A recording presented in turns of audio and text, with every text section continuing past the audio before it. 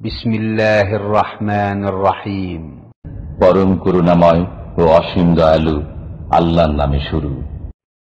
ومن أحسن قولا ممن دعا إلى الله وعمل صالحا وقال إنني من المسلمين.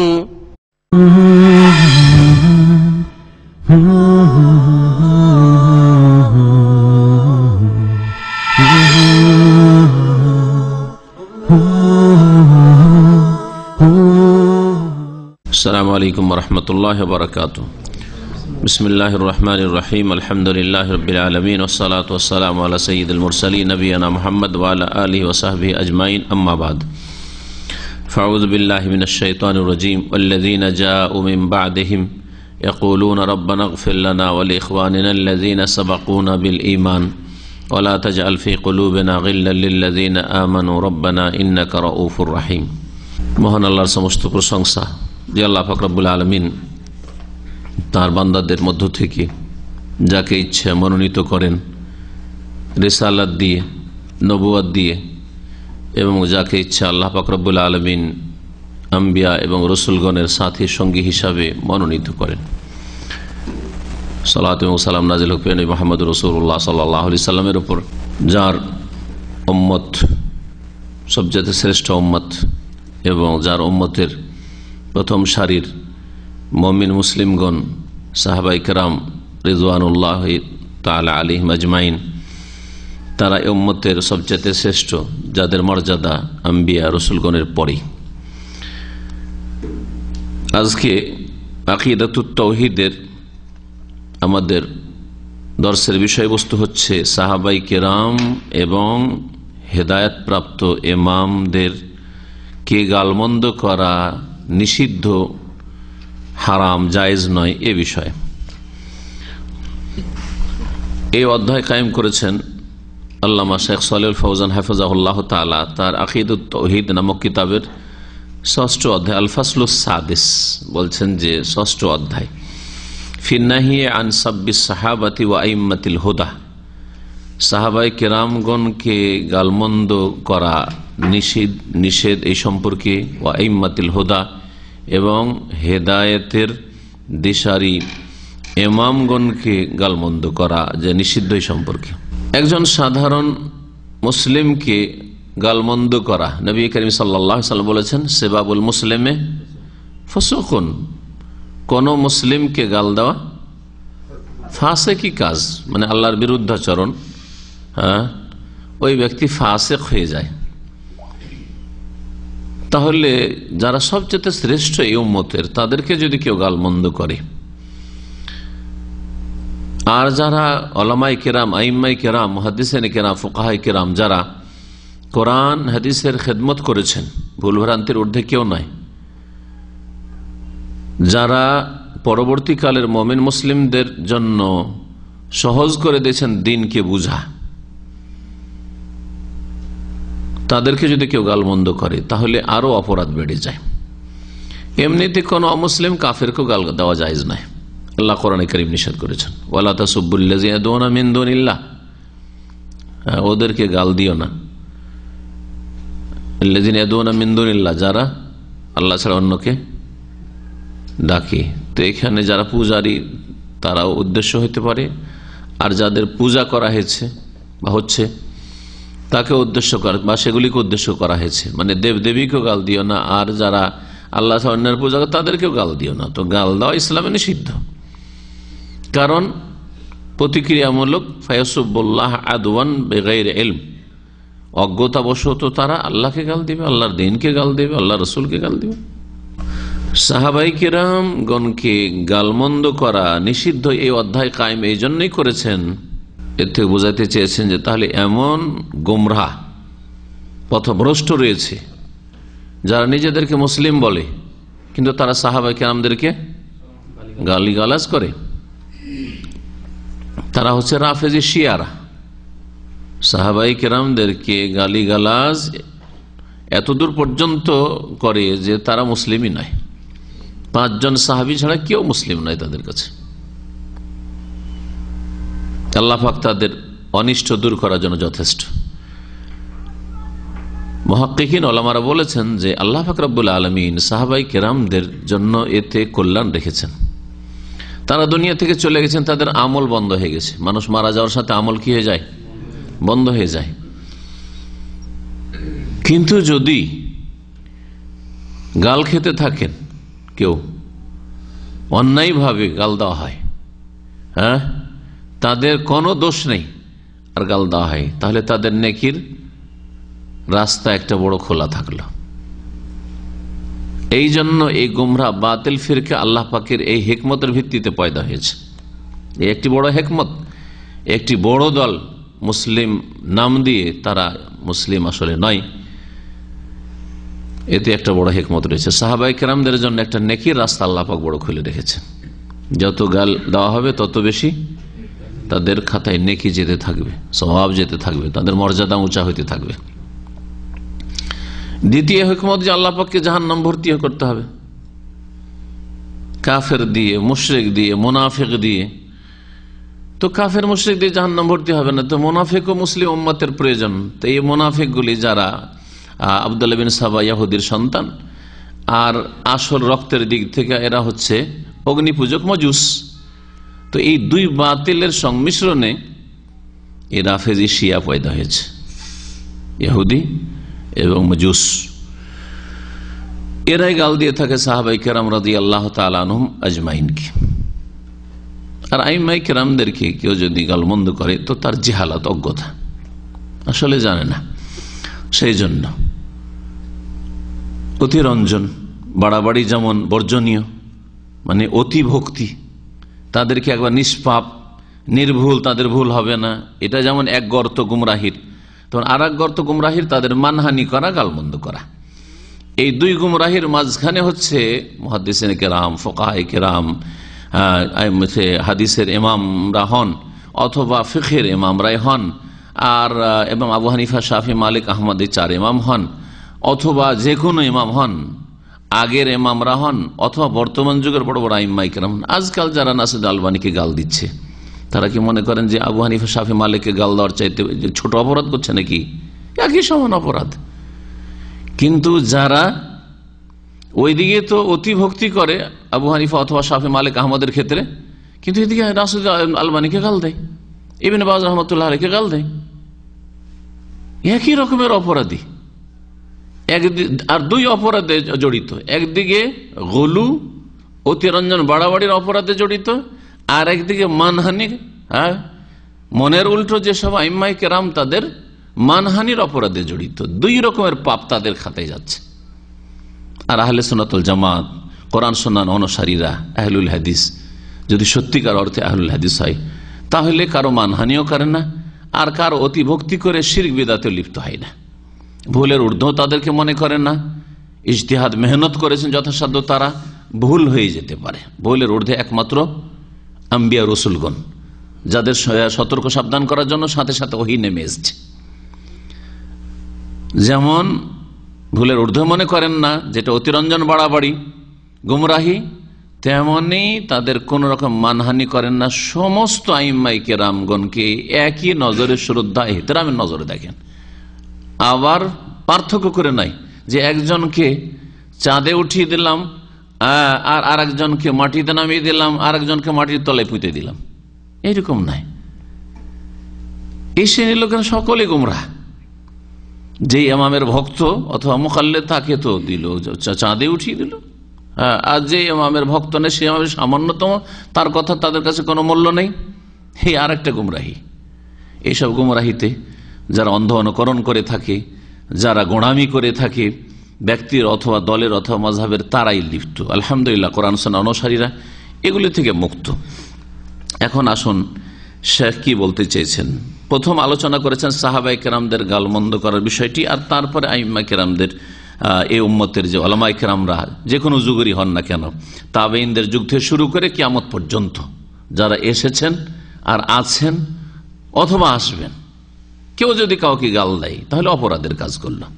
কিন্তু উলামা হইতে হবে হক, কোরআন সুন্নাহর আলেম হইতে হবে, কোরআন সুন্নাহর আলেম হইতে হবে। বিদআতি আলেম না হয়, যার দুনিয়ার স্বার্থ থাক আর না থাক, বেদাতের পৃষ্ঠপোষকতা করা স্বার্থ।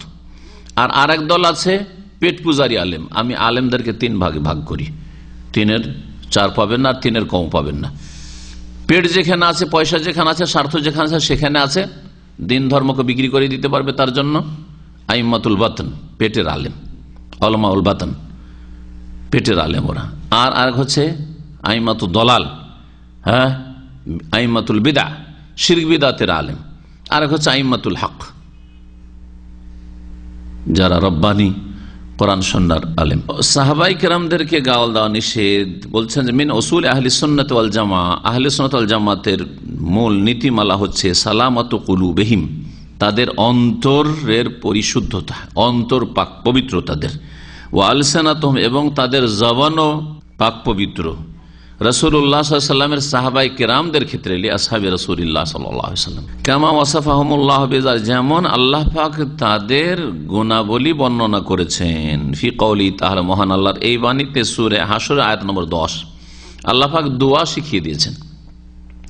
এই দোয়া সমস্ত মুমিন মুমিনাতকে শামিল, আর যারা বিশিষ্ট উলামায়ে কেরাম, আইম্মায়ে কেরাম, হ্যাঁ, মুহাদ্দিসিন, ফুকাহা, সকলকে শামিল। তাবেঈনদের যুগ থেকে শুরু করে বা তার আগে সাহাবায়ে কেরাম, এমনকি সাহাবায়ে কেরামও শামিল।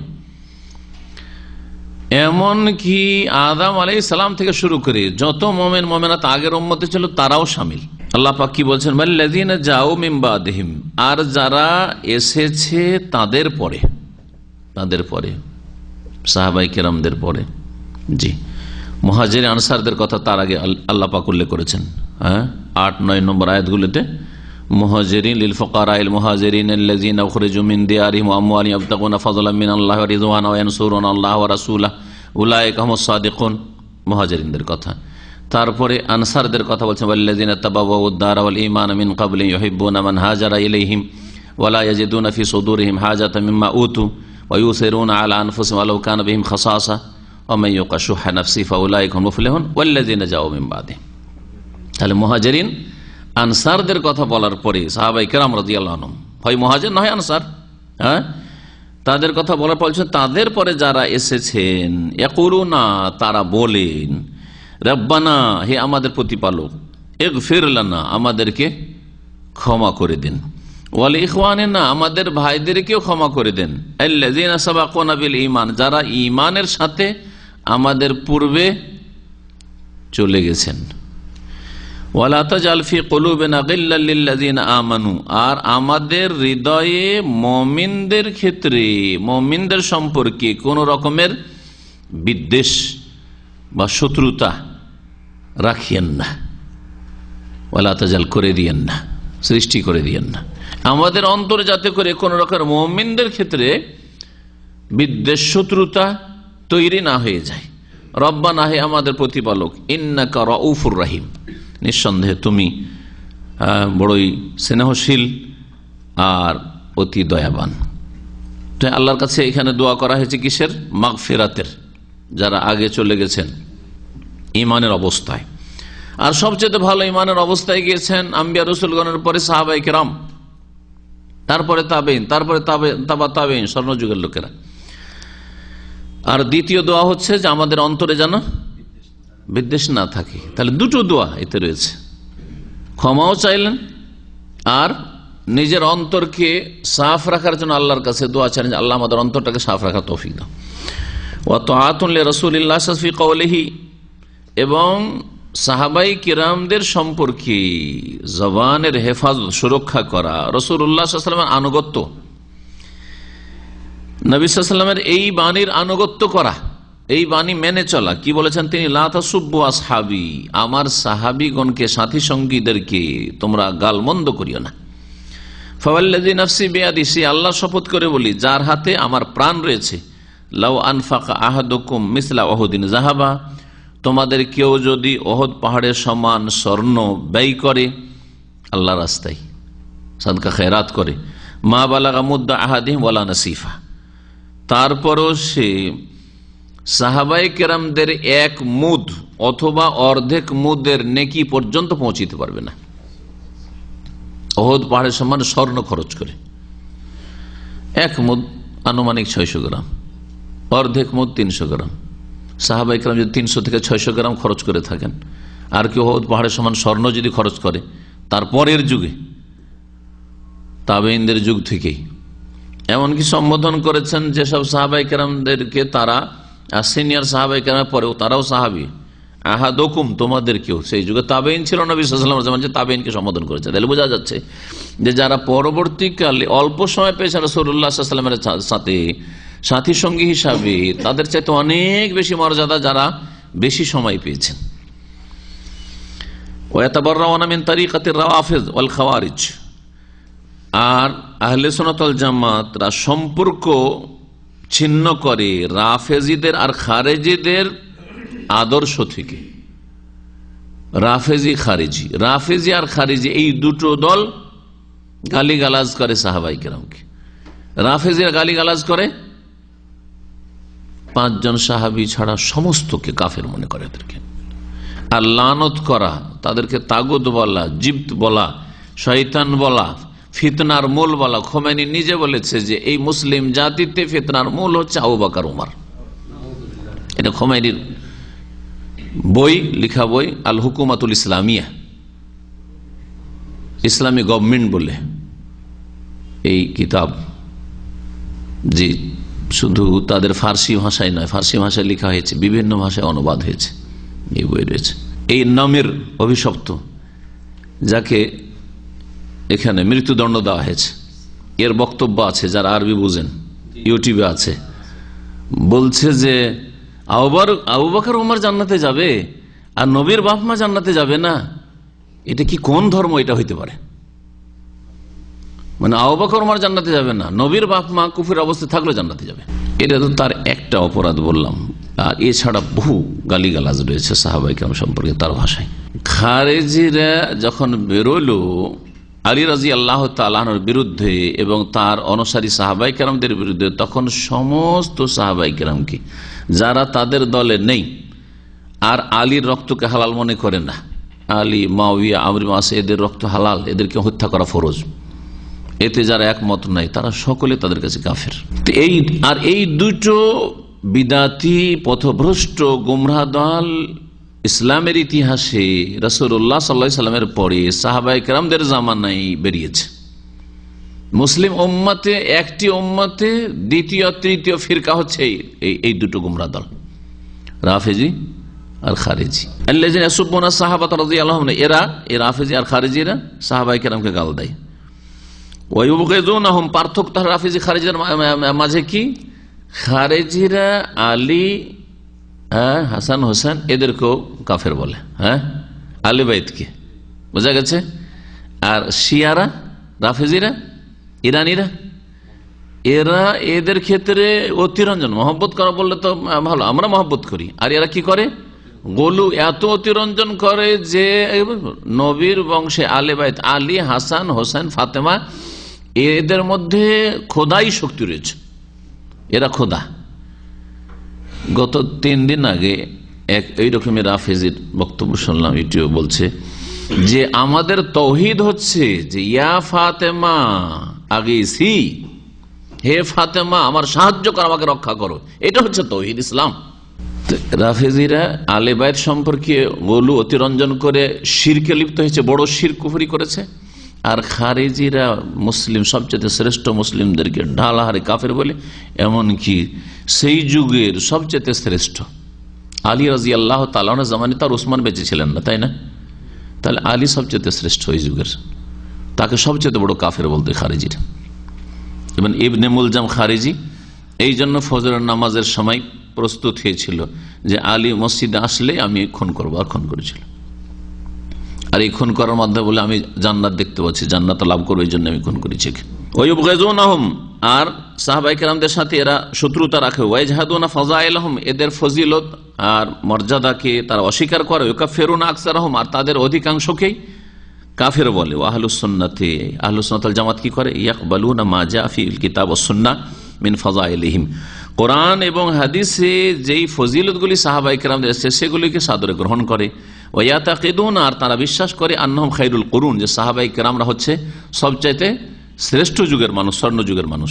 কামা কালান নবী সাল্লাল্লাহু আলাইহি ওয়াসাল্লাম, নবী সাল্লাল্লাহু আলাইহি ওয়াসাল্লাম বলেছেন খায়রুল কুরুনি কারনি বা খায়রুকুম কারনি সুম্মাল্লাযীনা ইয়ালুনহুম সুম্মাল্লাযীনা ইয়ালুনহুম, সবচেয়ে শ্রেষ্ঠ হচ্ছে আমার যুগের লোকেরা অর্থাৎ সাহাবায়ে কেরামরা, তারপরের যুগের লোকেরা, তারপরের যুগের লোক অর্থাৎ তাবেঈন, তাবা তাবেঈন, তিনটি যুগের কথা বলেছেন। ওয়ালাম্মা যাকারা সাল্লাল্লাহু আলাইহি ওয়াসাল্লাম ইফতিরাকাল উম্মাত ইলা 73 ফিরকার, যখন নবী করিম সাল্লাল্লাহু আলাইহি ওয়াসাল্লাম উম্মত যে 73 দলে বিভক্ত হবে এই কথা উল্লেখ করেছিলেন, ওয়া আন্নাহা ফিন্নার, আর 73-এর সবগুলি জাহান্নামে যাবে, ইল্লা ওয়াহিদা, একটি দল ছাড়া। সাহাবীরা তখন জিজ্ঞেস করেছিলেন, কি জিজ্ঞেস করেছিলেন? ওয়াসালু আন তিলকার ওয়াহিদা, যে মান হিয়া ইয়া রাসূলুল্লাহ, ওই একটি জামাত, একটি দল যেটি জান্নাতে যাবে সেটি কোনটি? তখন নবী সাল্লাল্লাহু আলাইহি ওয়াসাল্লাম কি বলেছিলেন? কালা হুম মান কানা আলা মিসলি মা আনা আলাইহিল ইয়াউম ওয়া আসহাবি, তাদের হাক্কানিয়াত আর তাদের সঠিক পথের ওপর অটলতার পরিচয় হচ্ছে যে নবীর আদর্শে এবং নবীর সাহাবীদের আদর্শের উপর যারা প্রতিষ্ঠিত থাকবে। তাহলে কি বোঝা গেল? যে নাজাত প্রাপ্ত, মুক্তিপ্রাপ্ত, সাহায্যপ্রাপ্ত দলের যদি লক্ষণ নবী সাল্লাল্লাহু আলাইহি ওয়াসাল্লাম বলেন যে যারা আমার এবং আমার সাহাবীগণের আদর্শের উপর কায়েম থাকবে, তাহলে বোঝা গেল যে সাহাবীগণ নিঃসন্দেহে কিসের উপর আছেন? হেদায়েত ও জান্নাতের পথে আছেন, সিরাতে মুস্তাকিমে আছেন। কারণ তাদেরকে আদর্শ হিসাবে পেশ করছেন জান্নাতি দলটিকে চেনার জন্য, যে তাদের পথের পথিক যদি হইতে পারে তাহলে জান্নাতি, আর সাহাবায়ে কেরামদের পথ থেকে যদি ডানে বামে সরে যায় তাহলে সেগুলি হচ্ছে ফিরকা, সেগুলি জান্নাতে যাবে না, জাহান্নামে যাবে। এই হাদিসের ক্ষেত্রে মনে রাখবেন, অল্প পড়া মানুষরা এই হাদিসটা পেশ করে জাহান্নামে চিরকালের জন্য পাঠিয়ে দেয় না। এই হাদিসে এই কথা বলা হয়নি যে খালেদিনা চিরকাল থাকবে। 73টি যে দল রয়েছে গুমরাহ দলগুলি, এগুলি জাহান্নামে যাবে, সবগুলি চিরকাল থাকবে না। কিছু চিরকাল থাকবে, কিছু দীর্ঘকাল থাকবে, কিছু কিছু কাল থাকবে, আর কিছু এমন আছে যে কবর আযাব টাযাব, সেটাও জাহান্নামের শাস্তি হতে পারে। এটা আপনি হাদিসকে বোঝার চেষ্টা করবেন ওইভাবে যেইভাবে সালাফে সালেহরা বুঝেছেন, আর একটু গভীরভাবে বোঝার চেষ্টা করবেন। কারণ আমার দেশের মানুষরা, এমনকি মাদ্রাসা পড়ারা, মোটা খায় মোটা বুঝে, হাদিস পড়ে দিয়ে একবারে জাহান্নামে ঢুকিয়ে দিয়ে চিরকালে জাহান্নামে বলেন। চিরকালে জাহান্নামে বলবেন না, নবী সাল্লাল্লাহু আলাইহি ওয়াসাল্লাম চিরকালে জাহান্নামে বলেননি। তো আপনি যদি নিজের তরফ থেকে এমন কথা বলেন যেটা নবী অতদূর পর্যন্ত বলেননি, তাহলে আপনাকে জবাব দিতে হবে কাল কিয়ামতে যে এই কথা বলার অধিকারটা তোমাকে কে দিয়েছে? যে কোনোদিন জান্নাত পাবে না, কোনোদিন জান্নাত পাবে না, এই কথা বলবেন না। তাহলে যেগুলো আর 72টা ফিরকা রয়েছে ওগুলো বিভিন্ন রকমের হবে। যারা বড় রকমের শিরক করে মারা গেছে তারা চিরকাল জাহান্নামে থাকবে। বড় রকমের শিরক করেনি কিন্তু বিদআত করে মারা গেছে, তো চিরকাল জাহান্নামে থাকবে? ওগুলো ফিরকা নয়, অবশ্যই ফিরকা, কিন্তু চিরকাল জাহান্নামে থাকবে না, দীর্ঘকাল থাকবে, কিছু কাল থাকবে, মেলা রকম ফিরকা আছে। কি বলেছেন নবী সাল্লাল্লাহু আলাইহি ওয়াসাল্লাম? কালা, ওই একটি দল যে জান্নাতে যাবে সেই দলটি কারা বা কে, কোন দল? বললেন হুম, ওরা হচ্ছে মান কানা আলা মিসলে মা আনা আলাইহিল ইয়াউম ওয়া আসহাবি, যারা হবে কানা আলা ওই আদর্শের ওপর, মিসলা মা আনা আলাইহিল ইয়াউম, যার ওপর আমি রয়েছি তার মতো, যে আদর্শের উপর আমি রয়েছি সেই আদর্শের মতো যদি তাদের আদর্শ হয়, ও আসহাবি, এবং আমার সাহাবীগণের আদর্শের মতো যদি আদর্শ হয়, তাহলে ওরা কি হবে? জান্নাতি দল হবে, ওই একটি দল যেটি জান্নাতি। কাল আবু যুরা, ইমাম আবু যুরা রাহমাতুল্লাহ আলাইহি বলছেন, আবু যুরা রাজি, ওহু আজাল্লু শুয়ুখিল ইমাম মুসলিম, ইমাম মুসলিমের বড় বড় যে শাইখেরা ছিলেন তার মধ্যে সবচেয়ে বড় ওস্তাদ ছিলেন আবু যুরা। ইযা রাআইতা রাজুলা, তিনি বলছেন যে কোন ব্যক্তিকে যদি দেখো, ইয়াতানাক্কাসু ইমরাআম মিনাস সাহাবা, কোন সাহাবীর, সাহাবায়ে কেরামদের কোন ব্যক্তির, ইমরান মানে কোন মানুষ, কোন ব্যক্তি, সাহাবায়ে কেরামদের কোন ব্যক্তির, কোন সাহাবীর যদি মানহানি করে, নাকাসা থেকে তানাক্কাসা মানে নিচে নামিয়ে দাও, মানহানি করা, তাহলে জেনে রাখো যে আন্নাহু জিন্দিক, সে হচ্ছে বিধর্মী, সে হচ্ছে বেদিন। তাহলে যারা সাহাবায়ে কেরামদেরকে গালমন্দ করে এরা কি? জিন্দিক। জিন্দিক বিধর্মী কেন? কারণ ধর্মের দুশ্মন, দিনের দুশ্মন। কোন দিক থেকে? ভালো করে শোনেন যুক্তিটা। ওয়াজালিকা, এটা এই জন্যই তিনি বলছেন, আন্নাল কোরআন হাক্কুন, কোরআন হচ্ছে সত্য। কোরআন বহন করেছে কে? রাসূলুল্লাহ ইন্তেকাল করলেন, তারপরে বহন করে আমাদের পর্যন্ত কে পৌঁছালেন? সাহাবীরা। তো যদি সাহাবীরাকে কাফের বলেন, তো কাফেররা কোরআন বহন করে আমাদের কাছে পৌঁছেছে, তাহলে তো বিশ্বাসযোগ্যই নয়, ঠিক কিনা? তাহলে তো ধর্মকে কেন সে বাতিল করে দিলেন আপনি? হাদিস আমাদের কাছে বহন করে নবী সাল্লাল্লাহু আলাইহি ওয়াসাল্লাম থেকে শুনে শুনে মুখস্থ রেখে কে পৌঁছিয়েছে? হ্যাঁ, সাহাবায়ে কেরামগণ প্রথম সারি। তাহলে সাহাবায়ে কেরামকে যদি রাফিজি শিয়ারা কাফের বলে, তাহলে তো হাদিস যাদের মাধ্যমে তারাই তো মুসলিম না, বা তারাই অসৎ। তাহলে কি করে বিশ্বাস করা যায়? ধর্ম বাতিল। তাহলে কত বড় শত্রু, তাহলে বেদিন কিনা জিন্দিক কিনা চিন্তা করেন। যে কোরআন হচ্ছে সত্য, ও রাসূল হাক্কুন, রাসূল হচ্ছেন সত্য, ওমা জাআ বিহি হাক্কুন, আর তিনি জানিয়ে এসেছেন তা হচ্ছে সত্য, মানে যা হাদিস তাও সত্য। ওমা আদ্দা ইলাইনা যালিকা কুল্লাহু ইল্লা সাহাবা, আর এই সব কথাগুলি রাসূলের কথা, হাদিস এবং রাসূলুল্লাহ সাল্লাল্লাহু আলাইহি ওয়াসাল্লামের জীবনী আর কোরআন কি আমাদের কাছে পৌঁছে দিয়েছেন। আদ্দা মানে পৌঁছে দাও, আমাদের কাছে তা পৌঁছাননি এই সবগুলি ইল্লা সাহাবা, একমাত্র সাহাবায়ে কেরাম ছাড়া অন্য কেউ। সাহাবায়ে কেরাম ছাড়া আর কেউ তো সোর্স নেই আমাদের কাছে পৌঁছাবার। এই কথা কেউ বলতে পারে সাহাবী ছাড়া আর কারো মাধ্যমে আমাদের কাছে কোরআন হাদিস পৌঁছেছে। ফামান জারাহাহুম, সুতরাং যারা সাহাবায়ে কেরামদের সমালোচনা করে বা তাদের উপর আপত্তি তুলে, ইন্নামা তাদের উদ্দেশ্য হচ্ছে অসৎ, বেদিনদের উদ্দেশ্য। ইন্নামা আরাদা ইবতালাল কিতাব ওয়াস সুন্নাহ, তারা কোরআন এবং সুন্নাহকে বাতিল ঘোষণা করতে চায়, কারণ এসেছে আমাদের কাছে অসৎ সূত্র দিয়ে। রাফিজি শিয়াদের ভাষায় কোরআন হাদিস এসেছে অসৎ লোকের সূত্র দিয়ে, তাহলে কি করে বিশ্বাস করা যায়? ধর্ম বাতিল তাদের কাছে। ফায়াকুনুল জারহ বিহি আলিয়াকা, সুতরাং যখন এই কথাটি বাতিল, দিন বাতিল নয় এবং যাদের মাধ্যমে এসেছেন তারা অসৎ নন, তাহলে বোঝা গেল যে এই দোষ ত্রুটি ফিরে যায় কার দিকে? যারা এই আপত্তি তুলেছে, অর্থাৎ এই রাফেজি শিয়াদের উপর, যারা বলছে সাহাবায়ে কেরামরা ভালো না, অসৎ, সব কাফের হয়ে গেছিল।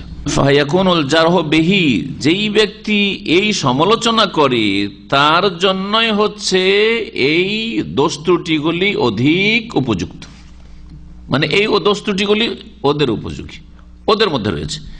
ওয়াল হুকমু আলাইহি বিজান্দাকাতি ওয়াদ দালালি আকওয়ামু আহাক্কু, আর তাদের ওপর বিধর্মিতা এবং গুমরাহির বিধান প্রযোজ্য করা বা লাগানো হচ্ছে আকওয়াম, অধিক সুষ্ঠু, ও আহাক্ক এবং অধিক সত্য।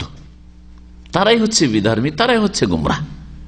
গুমরাহ সাহাবায়ে কেরাম না, যাদের মাধ্যমে দিন আসলো, আর দিনের হেফাজতের আবার আল্লাহ দায়িত্ব নিয়েছেন, আর দিনটা পৌঁছিল সাহাবায়ে কেরামের মাধ্যমে। তো কোরআনের কথা কি অসত্য নাকি? ইন্না নাহনু নাযালনা যিকরা ওয়া ইন্না লাহু লাহাফিজুন, আমি জিকির মানে হচ্ছে কোরআন হাদিস দুটোই আমি নাজিল করেছি, আর নিঃসন্দেহে আমি তার হেফাজত করব। কোরআন এবং হাদিস, কোরআন একত্রিত করলেন সাহাবায়ে কেরামগণ। আবু বকর রাদিয়াল্লাহু আনহু জামানে কোরআন একত্রিত হলো, আর তারপরে মুসহাফ কপি তৈরি করা উসমান রাদিয়াল্লাহু আনহু জামানায়, হ্যাঁ, তার 5টি শহরে পাঠানো হইলো এক একটা করে মুসহাফে উসমানী, সবগুলি সাহাবায়ে কেরামের জামানায়। হাদিসে রাসূল ছড়িয়ে ছিটিয়ে ছিল, তারপরে তাবেঈনদের জামানায় ধীরে ধীরে লেখা শুরু হইলো। কিন্তু সাহাবায়ে কেরামদের জামানায় ব্যক্তি পর্যায়ে কিছু কিছু করে সাহাবারা নিজেরা লিখে রাখতেন। যেন আবু হুরায়রা লিখতেন না, কিন্তু আব্দুল্লাহ বিন উমর বা আব্দুল্লাহ বিন আমর তিনি লিখতেন, যেমন হাদিসে রয়েছে ফাইন্নাহু কানা ইয়াকতুবু ওয়া আনা লা আকতুব। তো সাহাবারাও লিখতেন, কিন্তু ব্যক্তি পর্যায়ে লিখতেন। এইভাবে কিতাবের আকারে সংকলন করা এইভাবে ছিল না। তাহলে মুখস্থগুলো রেখেছিলেন কারা বা লিখে রেখেছিলেন কারা? সাহাবায়ে কেরামরা। ক্বাল আল্লামা ইবনে হামদান ফি নিহায়াতুল মুবতাদিন, নিহায়াতুল মুবতাদিন নামক কিতাবে আল্লামা ইবনে হামদান একজন আলেম, তিনি বলছেন মান সাব্বা আহাদা মিনাস সাহাবাতি মুস্তাহিল্লান কাফারা, কেউ যদি কোন সাহাবীকে গালি দেয়, হ্যাঁ, হালাল মনে করে, যে সাহাবীকে গাল দেওয়া কি হালাল ধর্ম, যেমন শিয়াদের ধর্ম হচ্ছে সাহাবীকে গাল দেওয়া, এটা হালাল। হালাল শুধু না, সব মনে নেকি মনে করে যে সাহাবীকে গাল দিয়ে লানত করলে, আবু বকর ওমরকে লানত করলে, মা আয়েশাকে লানত করলে কি হবে? সব হবে, নেকি হবে। শুধু হালাল না, হালাল মানে তো বৈধ থাকলো, নেকিও নেই গুনাহও নেই, এরা সব মনে করছে এটাকে। যদি এইরকম শুধু হালাল মনে করে তাহলে কি হয়ে যায়? কাফারা, কাফের হয়ে যায়। ওয়াইল্লাম ইয়াস্তাহিল্লা, যদি হালাল না মনে করে হারাম, কিন্তু আবেগে এসে গাল দিয়ে দিল, শত্রুতা বিদ্বেষের ভিত্তিতে গাল দিয়ে দিল। যেমন আজকাল গাল দাও, আমাদেরকে যারা গাল দিচ্ছে যেসব বিদআতপন্থীরা, তাদের গাল দেওয়াটা কেমন? হ্যাঁ, হয়তো হালাল না হইলেও কি শত্রুতা বিদ্বেষ, স্বার্থে ব্যাঘাত ঘটছে, তাদের লোকেরা হেদায়েত হয়ে চলে আসছে, তাদের দল কমে যাচ্ছে, তাদের পায়ের তলা থেকে মাটি সরে যাচ্ছে, ওই জন্য গাল দিচ্ছে। হ্যাঁ, তো শত্রুতা বিদ্বেষের কারণে, অথবা কারোর সাথে দুনিয়া নিয়ে কোনো ঝগড়া দ্বন্দ্ব আছে সেই জন্য গাল দিচ্ছে। তো এটা হালাল মনে করে গাল দেয় না, কিন্তু রাগে রাম সামলাতে পারে না সেই জন্য গাল দিচ্ছে, আবেগে গাল দিচ্ছে। তো এইরকম যদি গাল দেওয়া হয় তাহলে কি হবে? ফাসাকা, ফাসেক হবে। তো শিয়া রাফেজিদের, সাহাবায়ে কেরামদেরকে গাল দেওয়াটা এটা কিন্তু এই না, আবেগের গাল দেওয়া নয়। হ্যাঁ, ধর্ম মনে করি, আল্লাহ নৈকট্য লাভের আশাই এবং সওয়াব মনে করি, শুধু জায়েজ মনে করে, হালাল মনে করে নাই, তাহলে এতে কোনো সন্দেহ আছে যে এটা কুফরি? ওয়ানহু ইয়াকফুর মুতলাকান, আর তিনি আর একটি বর্ণনা উল্লেখ করেছেন যে না, দুই অবস্থাতেই কাফের হয়ে যাবে। হালাল মনে করে গাল দিক আর হালাল নাই মনে করু, সাহাবীকে গাল দিলেই কি হয়ে যাবে? কাফের হয়ে যাবে। কারণ কোরআনে আল্লাহ বলছে আমি রাজি, আর ও গাল দিচ্ছে আমি রাজি না, তাহলে কোরআন অস্বীকারী। ওমান ফাসসাকাহুম আও তাআনা ফি দীনিহিম আও কাফারাহুম কাফার, আর কেউ যদি সাহাবায়ে কেরামকে ফাসিক বলে, সাহাবারা ফাসিক ছিল, আও তাআনা ফি দীনিহিম, অথবা তাদের দ্বীনের ক্ষেত্রে দোষ ত্রুটি বের করে যে তারা মুনাফিক ছিল। আর শিয়ারা বলছে যে সাহাবীরা কি ছিল? সব মুনাফিক হয়ে গেছিল। আবু বকর, ওমর সব এগুলো মুনাফিক হয়ে গেছিল। নবীর পরে যখন খেলাফত আবু বকর রাদিয়াল্লাহু তাআলা পেলেন, তো বলছে যে তখন মুনাফিক হয়ে গেছে, তার আগে পর্যন্ত ঠিক ছিল, নবী করিম সাল্লাল্লাহু আলাইহি ওয়াসাল্লামের জামানায় ঠিক ছিল। কিন্তু যখন আলীকে দিল না, পয়লা খলিফা করলো না, আর নিজে খলিফা হয়ে গেল, ওমর যখন খলিফা হয়ে গেল আলীকে দিল না, উসমান যখন খলিফা হয়ে গেল, তখন সব মুনাফিক কাফের হয়ে গেল। অথচ নবী করিম সাল্লাল্লাহু আলাইহি ওয়াসাল্লাম যখন মৃত্যু সজ্জায় নামাজ পড়াইতে বলছেন, ইশারা ইঙ্গিত খলিফা তো নিযুক্ত করিয়ে দিয়েছেন তিনি। আলীকে একবার নাম নিয়েছিলেন যে আলীকে গিয়ে নামাজ পড়াইতে পারেন, মুর আবু বকর ফালিউসাল্লিমিন নাস। তারপর নবী সাল্লাল্লাহু আলাইহি ওয়াসাল্লাম একটি হাদিস না, ইশারা ইঙ্গিতে ধারাবাহিকতা নবী সাল্লাল্লাহু আলাইহি ওয়াসাল্লামের পক্ষ থেকে এই খেলাফতের, যদিও খেলাফতের ক্ষেত্রে নবী সাল্লাল্লাহু আলাইহি ওয়াসাল্লাম নিযুক্ত করে যাবেন এটা শরীয়ত নয়, বরং সূরার ওপর ছেড়ে দেওয়া হয়েছে শরীয়তের ভিত্তিতে। কিন্তু কথা হচ্ছে যে যাকে চয়েস করবে, গণ্যমান্য ব্যক্তিরা যাকে চয়েস করবে, যাকে মনোনীত করবে, সেই খলিফা হবে। কিন্তু নবী করিম সাল্লাল্লাহু আলাইহি ওয়াসাল্লাম বহু হাদিস দ্বারা প্রমাণ করে যে তারপরে খলিফা কি হবেন? আবু বকর। এক মহিলা এসে জিজ্ঞেস করছে, ইয়া রাসূলুল্লাহ, আপনাকে যদি না পাই তো কাকে মাসলা জিজ্ঞেস করো? বলছেন এইতে আবু বকর, আবু বকর গাজী। নবী করিম সাল্লাল্লাহু আলাইহি ওয়াসাল্লাম যেখানেই যেতেন আসার পরে বয়ান করতেন যে যাহাবতু আনা ওয়া আবু বকর ওয়া ওমর। হ্যাঁ, কোন জায়গায় যদি প্রবেশ করেন দাখালতু আনা ওয়া আবু বকর ওয়া ওমর, এই সিরিয়ালে কেন বলতেন? দাখালতু আনা ওয়া আলী, এখানে কেন বলতেন না? এরকম বহু হাদিস রয়েছে যেগুলি প্রমাণ করে যে রাসূলুল্লাহ সাল্লাল্লাহু আলাইহি ওয়াসাল্লামের পরে শরীয়তে খলিফা, রাসূলুল্লাহ সাল্লাল্লাহু আলাইহি ওয়াসাল্লামের কাছে মনোনীত খলিফা আবু বকর সিদ্দিক রাদিয়াল্লাহু তাআলা। কেউ যদি সাহাবায়ে কেরামগণকে ফাসিক বলে, আও তাআনা ফি দীনিহিম, তাদের দ্বীনদারি সম্পর্কে সমালোচনা করে বা দোষ ত্রুটি বের করে, আও কাফারাহুম, অথবা কাফের বলে, কাফারা, তাহলে কাফের হয়ে যাবে, সর্ব অবস্থায় কাফের হয়ে যাবে। আন-নাহয়ু আন সাব্বি আইম্মাতিল হুদা মিন উলামায়ে হাযিল উম্মাহ। এখন শেখ আলোচনা করবেন, শেখ সালেহ ফাউজান, এই উম্মতের ওই সব ওলামায়ে কেরাম যারা হেদায়েতের দিশারি, অর্থাৎ হেদায়েতের কথা বলেছেন, কোরআন সুন্নাহর কথা বলেছেন, শিরক বিদআতের কথা বলে। শিরক বিদআতের কথা বললে আপনি ইমাম বললে ইমাম হয় না, খোমেনি ইমাম না, এটা রাফেজিদের ইমাম হইতে পারে, ইসলামের কোন ইমাম না। সুতরাং একজন সুন্নি আলেম বলে ইমাম খোমেনি, সে জাহেল। কোন সুন্নি আলেম বক্তা যদি বলে ইমাম খোমেনি, সে নিজে জাহেল, কিছু জানে না। কি করে বলতে পারে? যাদের আকীদা হলো শিরকিয়া, কুফরিয়া, আইম্মাতুল হুদা, যাদের মাধ্যমে হেদায়েত লাভ হয়েছে, লোকেরা হেদায়েত হয়েছে, বিভ্রান্ত হয়নি। একজন সুফি বিদাতি, আরো বলবেন যে ইমাম, কিসের ইমাম? ও তো বিদাতের ইমাম।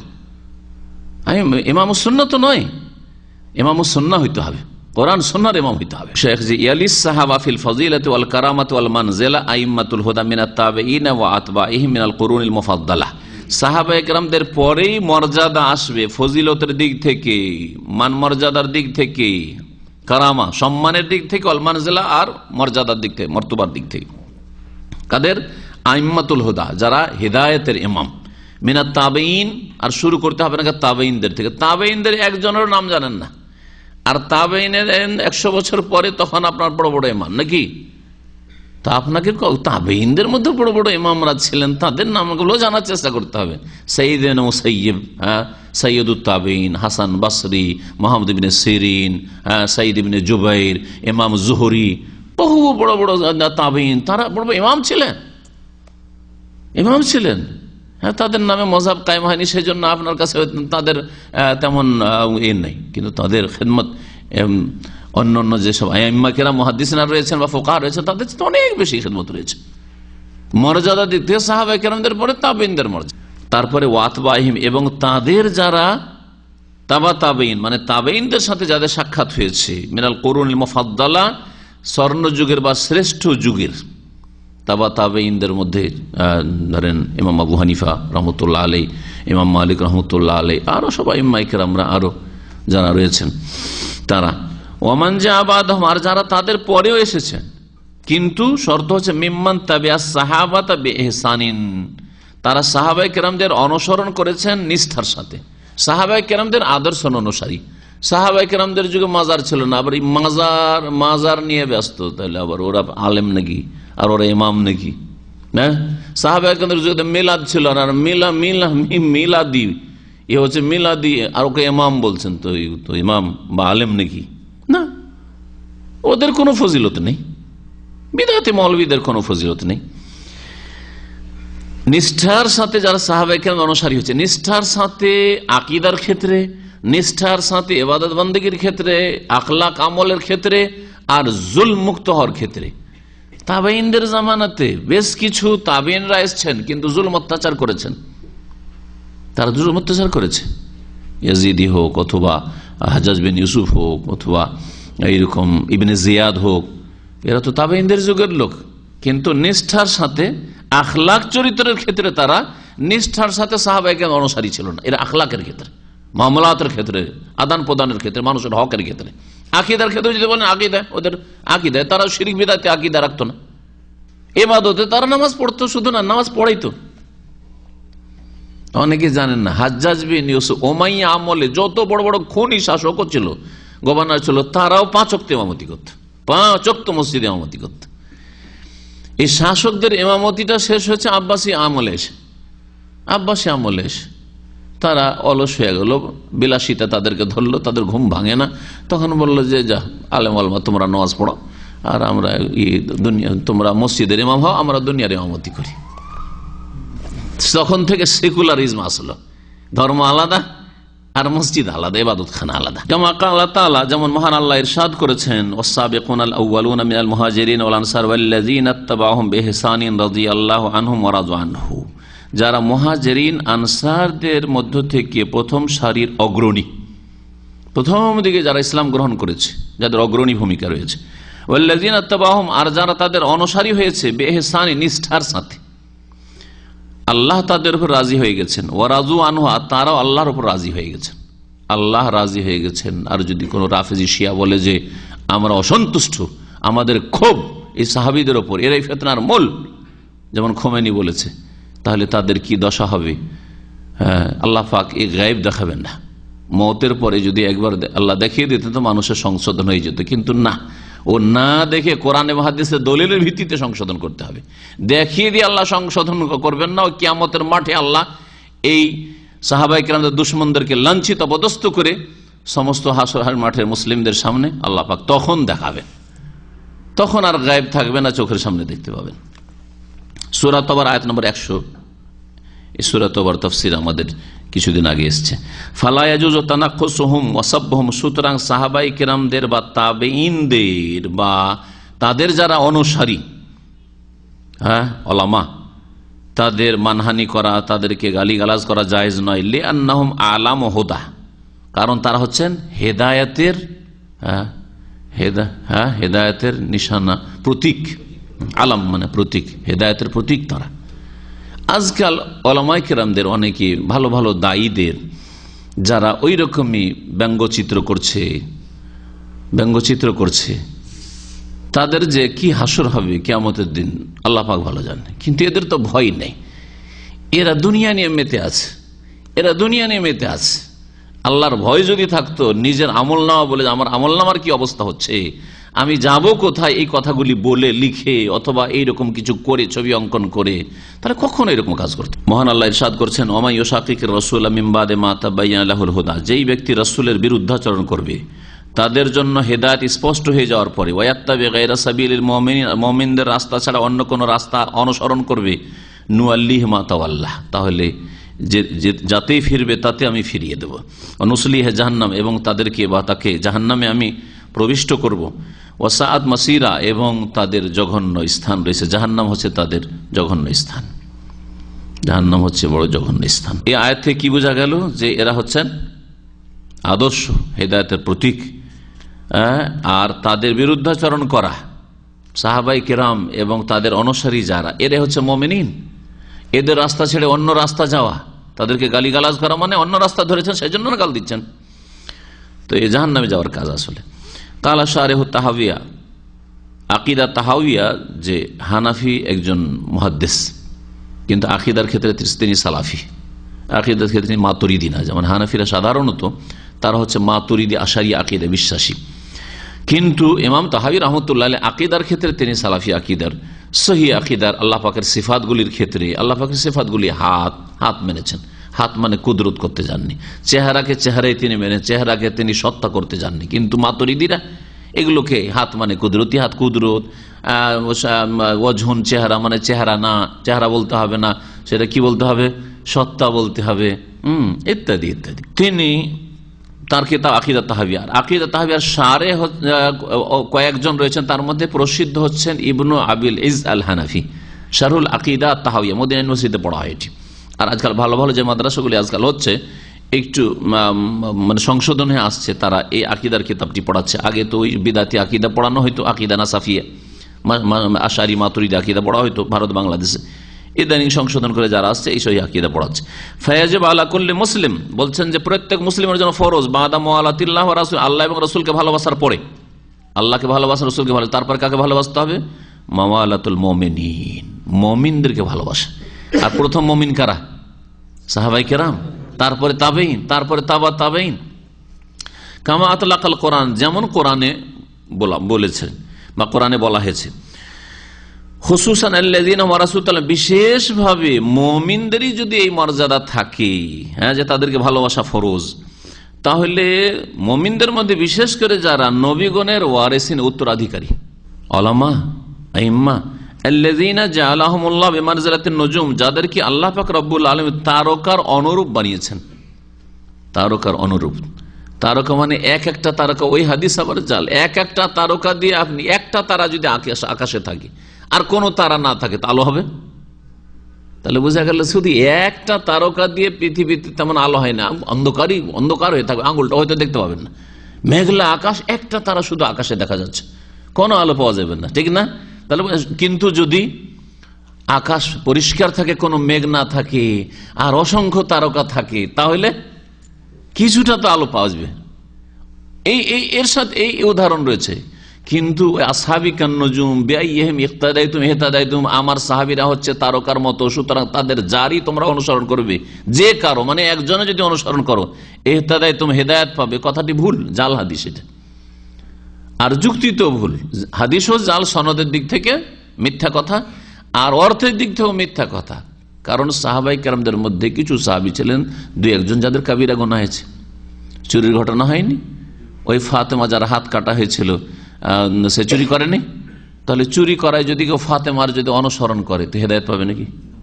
মাইজ বিন মালিক দ্বারা জেনা হয়নি, তাহলে কেউ যদি জেনা করার বলে আমার আদর্শ হচ্ছে মাইজ বিন মালিক, হাদিসা আছে যে আমার সাহাবারা হচ্ছে তারকার মতো, যাকে মানবাদ তাতে হেদায়েত পেয়ে যাবে, তা আমি এইটাই করেছি, হেদায়েত পাবে নাকি? না। হ্যাঁ, তাদের আবার তওবা যেটা আছে, তওবাতে অনুসরণ করো, মাইজ বিন মালিক নিজে থেকে তওবা করতে এসছেন, ভালোটাতে অনুসরণ করেন আপনি। তাহলে বোঝা গেল যে সাহাবীগণ দল হিসাবে তারা মাসুম, কিন্তু প্রত্যেক সাহাবী ভুল থেকে ঊর্ধ্বে না, এটা কথা না। আমাদের দেশে এই কথাটা খুব বিদাতি মৌলভী সাহেবেরা চর্চা করে, সাহাবীরা সত্যের মাপকাঠি কিনা। সাহাবীরা এক একজন সত্যের মাপকাঠি না, কিন্তু সাহাবীরা পুরো সাহাবা কেরাম দল হিসাবে, জামাত হিসাবে সত্যের মাপকাঠি। হ্যাঁ, কারণ পুরো উম্মত গুমরাহ না, পুরো উম্মত হকের উপর, এটা রাফিজি শিয়া বলতে পারে যে সাহাবায়ে কেরাম সত্যের মাপকাঠি না, কারণ তারা গোমরাহ হয়ে গেছে। কিন্তু আহলে সুন্নাত ওয়াল জামাতের আকীদা যে সাহাবায়ে কেরামদের দল জামাত হিসাবে, ওই জামাতটি হচ্ছে মাসুম জামাত, নির্ভুল জামাত। ভুলের উপর এই জামাত কখনো যাননি। ইউহতাদা বিহিম ফি যুলুমাতিল বাররি ওয়াল বাহর, স্থল এবং পানির অন্ধকারে তাদের দ্বারা হেদায়েত লাভ করা যেতে পারে। যেমন তারকাগুলি দিয়ে জলে স্থলে দিক নির্দেশনা পাওয়া যায়, দিক নির্ণয় করা যায়, ঠিক তেমনি ওয়ারাসাতুল আম্বিয়া ওলামায়ে কেরাম আইম্মায়ে কেরাম দ্বারা কি পাওয়া যায়? দিক নির্দেশনা পাওয়া যায়। আরে আপনার ফতোয়া লাগবে, আপনি নিজেই থেকে হাদিস থেকে বের করবেন নাকি?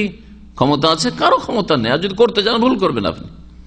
তাহলে আলেম ওয়ারাসাতুল আম্বিয়ার আপনাকে সাহায্য নিতেই হবে, তারা আপনাকে রাস্তা দেখাবে, কিন্তু শর্ত হচ্ছে কোরআন এবং হাদিসের ভিত্তিতে রাস্তা যে দেখাচ্ছে তার অনুসরণ করতে হবে।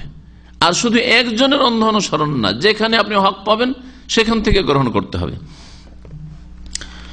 ওয়াকাদ আজমাল মুসলিমুন আলা হিদায়াতিহিম ওয়া দিরায়াতিহিম, আর মুসলিমদের ঐক্যমত রয়েছে তাদের হেদায়েতের উপর এবং তাদের জ্ঞানের উপর। ফাইন্নাহুম খুলাফাউর রাসূল সাল্লাল্লাহু আলাইহি ওয়াসাল্লাম ফি উম্মতিহি, কারণ উলামায়ে কেরামগণ তার উম্মতে রাসূলুল্লাহ সাল্লাল্লাহু আলাইহি ওয়াসাল্লামের স্থলাভিষিক্ত খলিফা, রাষ্ট্রীয় খলিফা আবু বকর, ওমর, উসমান, আলী, কিন্তু ইলমের খলিফা স্থলাভিষিক্ত উলামায়ে কেরাম। ওয়াল মুহিউনা লিমা মাতা মিন সুন্নাতিহি, আর নবী সাল্লাল্লাহু আলাইহি ওয়াসাল্লামের যে সুন্নতগুলি মৃত হয়ে যাচ্ছে বা হয়ে গেছে সেগুলিকে তারা জীবিত করে থাকেন। উলামায়ে কেরাম দ্বারা কত সুন্নত জীবিত হচ্ছে। আপনার এলাকায় তাহিয়াতুল মসজিদ জানতো না, তাহলে কোন আলেমের দাওয়াত পৌঁছে যে তাহিয়াতুল মসজিদ শুরু হয়েছে না হয়নি? মাগরিবের আযান ইকামতের মাঝখানে কোন যে নামাজ আছে এইটা তো একেবারে কল্পনার বাইরে ছিল তাদের। তো জানছে না, তো কোরআন সুন্নাহ আলেম দিয়ে তো জানছে। জি, তো মৃত সুন্নাতকে জীবিত করছে। বিবাহ শাদীর ক্ষেত্রে বিদাত আর বিদাত, নগদ মোহর বলে কিছুই ছিল না, নগদ মোহর চালু হচ্ছে না? এরকম অনেক বিদাত থেকে বিবাহ মুক্ত হচ্ছে। তাহলে এগুলো ওলামাদের মেহনতে না হচ্ছে, ওলামায়ে হকের মেহনতে হচ্ছে। ফাবিহিম কামাল কিতাব ওয়াবিহিম কামু, এই ওলামায়ে কেরাম দ্বারাই কিতাব প্রতিষ্ঠিত হয়েছে। কোরআন নিজে থেকে প্রতিষ্ঠিত হবে না যতক্ষণ পর্যন্ত ওলামারা প্রতিষ্ঠিত না করবে, কায়েম না করবে। ওয়াবিহি কামু, এবং কোরআনের সাথেই তারাও প্রতিষ্ঠিত হয়েছে। কোরআনের মাধ্যমে তারা আলেমে দ্বীন হইতে পারছে। কোরআন ছেড়ে দিলেও তারা জালেম হয়ে যাবে, আলেম হইতে পারবে না। ওয়াবিহিম নাতাকাল কিতাবু, আর তাদের কথাই কোরআন বলেছে। ওয়াবিহি নাতাকু, এবং তারাও কোরআনের কথা বলেছেন। ও কুল্লুহুম মুত্তাফিকুন ইত্তিফাকান ইয়াকিন আলা ওয়াজুবি ইত্তিবাই রাসূল সাল্লাল্লাহু আলাইহি ওয়াসাল্লাম, আর সমস্ত উলামা আইম্মারা একমত নিশ্চিতভাবে যে রাসূলুল্লাহ সাল্লাল্লাহু আলাইহি ওয়াসাল্লামের অনুসরণ করা ফরজ। ওয়ালাকিন, তবে ইযা ওয়াজাদা লিওয়াহিদ মিনহুম কাউলুন কাদ জা হাদিসুন সহিহুন বিখিলাফিহি, সকল আলেমরাই বলছেন কোরআন হাদিসের কি করতে হবে? অনুসরণ করতে হবে। আবু হানিফা, শাফি, মালিক, আহমদ বলেন নাই?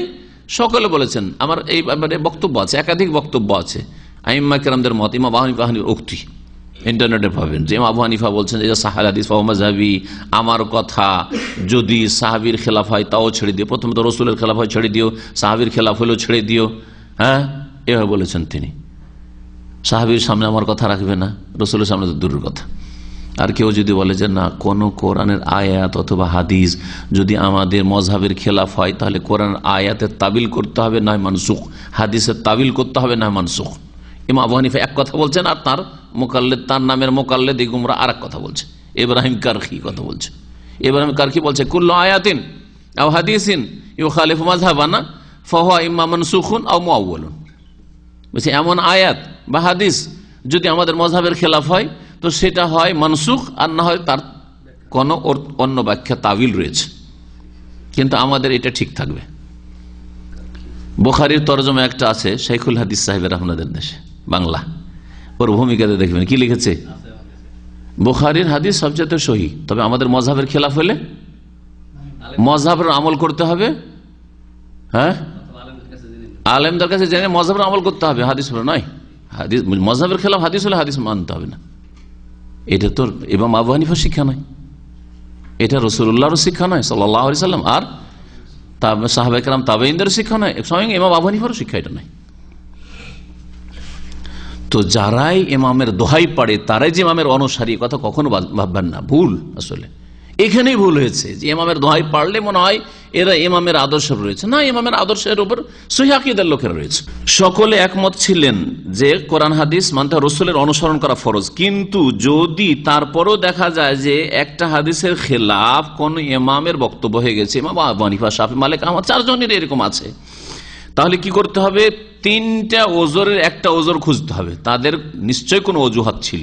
ফালাবুদ্দালাহু ফি তারকিহি মিন উযরিন, তারা কেন হাদিসটি ছাড়লেন, হাদিসের আমল করেননি, হাদিস মোতাবেক তাদের ফতোয়া কেন নয়, এই ক্ষেত্রে অবশ্যই তাদের হাদিস ছাড়ার ক্ষেত্রে কোনো ওজর রয়েছে।